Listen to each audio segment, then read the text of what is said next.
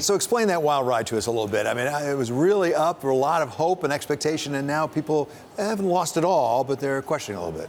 Yeah, so we're out trying to help millions, if not tens of millions of patients, and I've been at this for 10 years. I think we're very close. The trial that Kaylee referred to, called the REDUCE IT study, or the cardiovascular outcome study, people talk about innovation these days is driving down, healthcare costs. We have a drug that, we think is safe and effective.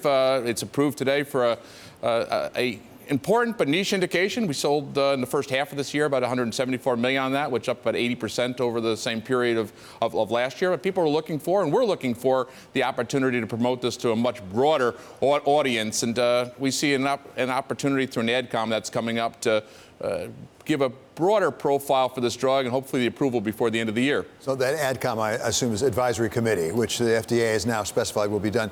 Isn't that normally done when the FDA has some reason to doubt the study? I mean, that's not routine, is it?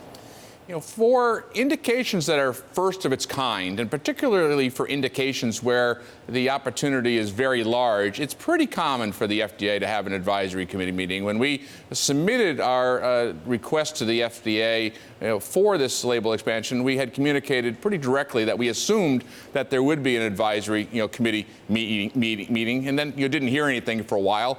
We were anticipating we might have that advisory committee meeting here in August, and we were ready for that. They're now going to have it in November, and it will be an opportunity to showcase the results. The results have already been published in the New England Journal of Medicine and published in the Journal of American College of Cardiology, and those people who really studied the results, the deeper they get, the better they look. So we're looking forward to it. So as I understand it, you weren't surprised that they appointed the advisory committee, but you pointed to an interesting thing. Why so late in the process?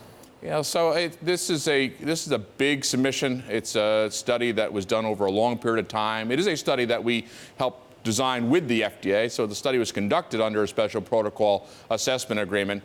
We quite frankly thought that we might receive notice of the advisory committee earlier. Why we didn't, we don't know, but we were prepared for it earlier, and we'll certainly be prepared for it in November. What do you expect come November? How long does this normally take? So an advisory committee meeting is typically a one-day affair, and it's an opportunity in this case to talk about the robust trial design, talk about the efficacy results, which included not just an overall 25% reduction in cardiovascular events, but also a 20% reduction in death. I think people think about cardiovascular risk, and you can manage your cholesterol, but of course, if you're managing your cholesterol, you're lowering your risk by about 25 to 35%. We're getting into some of that, 65 to 75% of that risk that remains. We also had a 20% reduction in death. So being able to talk about that and being able to talk about the safety profile of our drug, where adverse events were similar between our drug and placebo, is an opportunity that we're looking forward to. Hopefully, that will then lead to prompt action by the FDA, and we're looking for, or preparing for, approval of this indication and then a robust launch of it starting late this year. So you think it could be done this calendar year? If all goes according to plan, if it goes the way you hope, you actually have final approval by the end of this year? That's correct. And we started adding additional sales reps with the idea of doubling our sales force for those sales reps to be hired and trained in December for really a robust launch starting the new year. And then how soon would it actually be something that my doctor could prescribe for me? Well, your doctor, if they're aware of it, could prescribe it today for you. But our ability to be able to promote it would begin at that point in time. I see. What will it do to your company? Assume you get the clearance from it. What does it do to your company? Does it make it a very, very attractive acquisition target?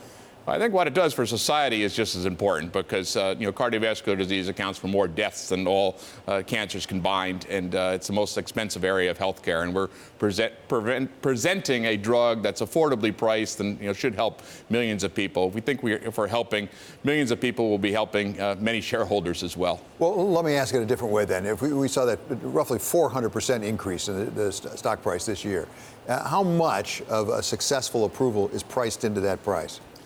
Yeah, I think we're just getting started with the company. I think that the market doesn't yet appreciate the enormity of the unmet medical need that we're addressing here, and that the price still reflects considerably the fact that the drug isn't yet approved, and that we're a small company seeking to launch into a big market. I think as people see our execution, there's a significant opportunity for appreciation there. A lot of people, including the President of the United States, are focused on the price of pharmaceuticals, even very important, successful pharmaceuticals.